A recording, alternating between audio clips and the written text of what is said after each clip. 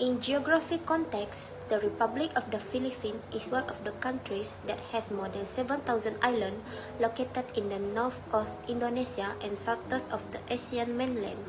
The islands found in the Republic of the Philippines are mostly in the shape of mountains, and the majority of the 1,000 islands are inhabited by humans.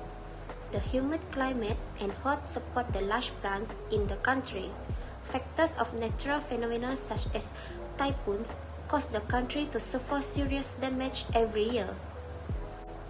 Besides, in people context, the Republic of the Philippines has a population of 93.6 million, which is growing rapidly in the country. Most of the country's population live in the capital city of Manila on the island of Luzon, which has more than 9 million inhabitants. Although the indigenous people in this country use other languages to communicate with each other, the national language for this country is Filipino, which is based on Tagalog. They also use English in daily life, and it is widely used. Most of their population is made up of Christianity, the majority of which are Roman Catholic with a minority of Protestants. Although most of the population of the Philippines is Christian, there are also some Muslims who live in the southern island of Mindanao. Furthermore, in historical context, wave of migration is described as history in the country of the Republic of the Philippines. The explorer Magellan made a trip to Spain in 1521, led by himself for the purpose of claiming Spanish territory. The islands are named in honor of Philip, King of Spain. Spanish rule was resisted by the generation of Filipinos who eventually collaborated with the Americans in America's Spain. Spain defeated America and handed over control of the Philippines to America in 1898. The islands in the Philippines were occupied by the Japanese during the Second World War. In 1946, the Republic of the Philippines was proclaimed after liberation.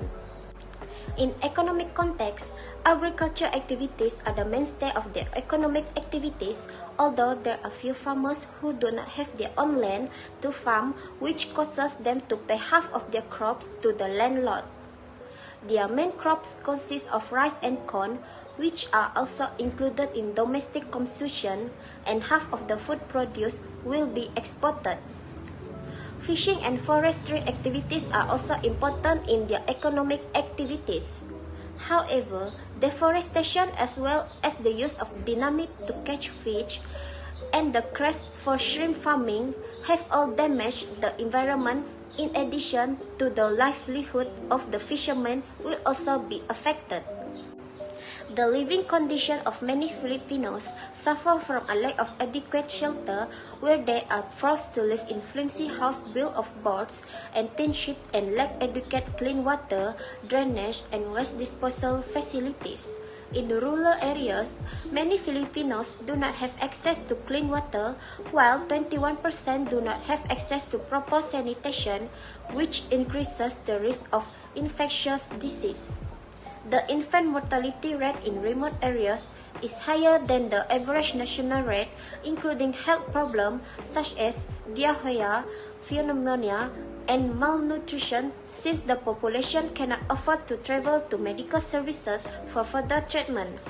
Most women also still give birth at home and still rely on the traditional help of birth attendants. Lastly, school enrollment rates for both boys and girls are high compared to many Asian countries. However, schools in poor and remote areas still suffer from a lack of teachers and facilities, which cause many children not to be in the appropriate grades for their age. In fact, about 2/3 of students who successfully complete primary school are only able to read and write. Thus, many take the initiative to participate in the community that can offer a good future to their children.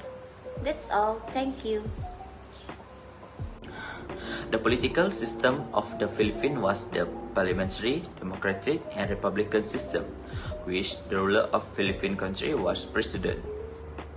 Philippines also one of the countries that applied the unitary state, and at the same time, Philippines also the country that using the ideology of democracy representative. As a democratic and republican country, Philippines also has the branch of the government such as executive, judiciary, and legislative.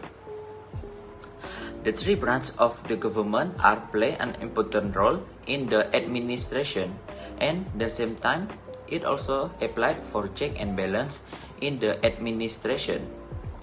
The first branch in the Philippine country political system is the executive. Executive branch role was to administer the role and at the same time manage the administration.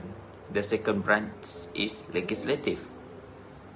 The legislative branch was to enforce the laws and at the same time to ensure that the checks and balance was applied to make sure that there's no overlap happens in the three branches. Besides, the legislative branch was divided by two, which the Senate and the House of Representatives.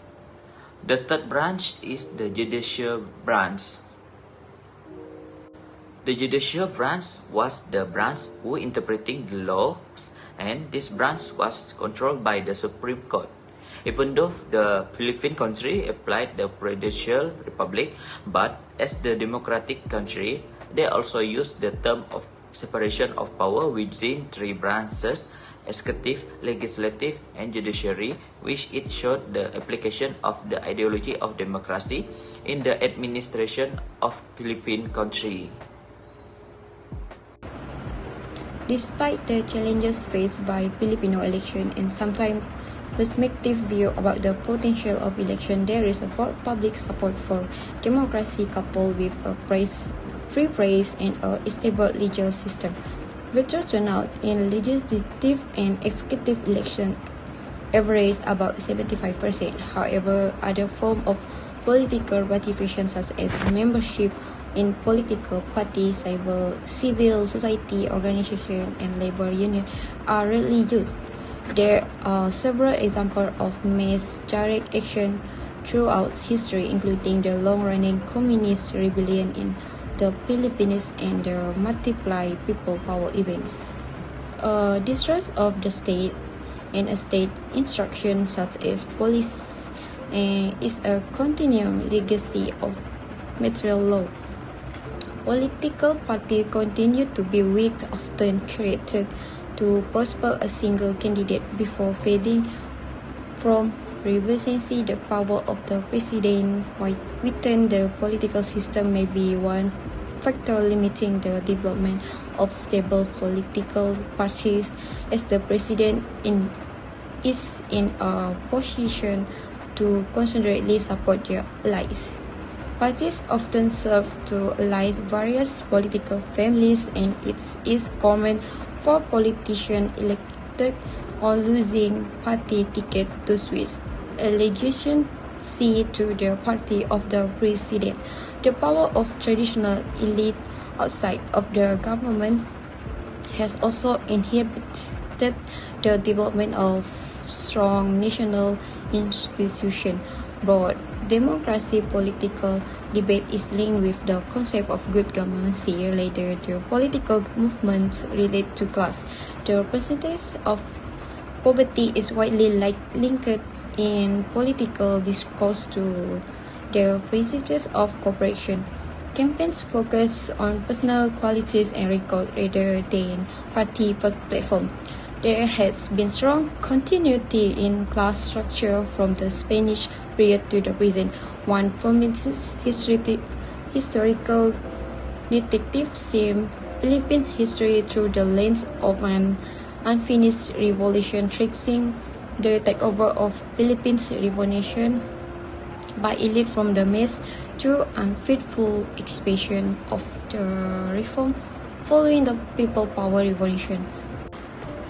Brillantes 1994 explained the NGO miracle in Philippines as a part of redemocratization process, part of the operationalization of the general strategy of decentralization of the largely people-centered system of government, tracing the development of people's participation in governance in the country. Brindis 1992 said that while lower modes of participation were firmly present in the decade of the 50s, 60s, 70s nation, during convulsive decade of the active voice, the consequence of participation is a major element of development. Thus, participation of present requires that citizens are involved right from the large and have direct hand in planning and managing system. Participation becomes further realizable where government is demonstrated as the UNDP policy document 1997 stressed demonstration. Government enable people to share more directly in government processes and help empower people primarily bright from decision timber. People have further changed to partake in community extraction system and government itself. Decentralization, according to Europa, will lead to democratization by allowing further citizen participation in government affairs. It will give local government and community a more active part in portable social and political development. The Griezmann and Reforma 1992 Henry Mendrick before in 1963 formed the Equation of Democracy, Decentralization and Development in his book of the same title. Philippines has a fragile stats rating of 80.5 in 2022 and moved up one spot to claim the 50th spot out of 179 nations in the 2022 edition of the Fragile Stats Index by the American nonprofit organization Fund for Peace. Based on the data, the Philippines is classified as a fragile state. The analysis shows that the Philippines require reform in order to remain globally competitive because it has a lag behind in both provision of public service and treatment of refugees. So the lesson for Philippines government officials is that economic growth that is not exclusive is not sustainable and that rapid economic expansion coupled with high level of poverty, as is the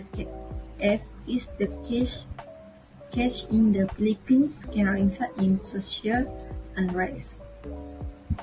The Philippines gets the lowest rating among Asian neighbors for public service, including sanitation, healthcare, and education that are provided by the government. This appears to be the result of lack dedication of the side of those who choose government policies. All government officials ought to take this report as well as a wake-up call.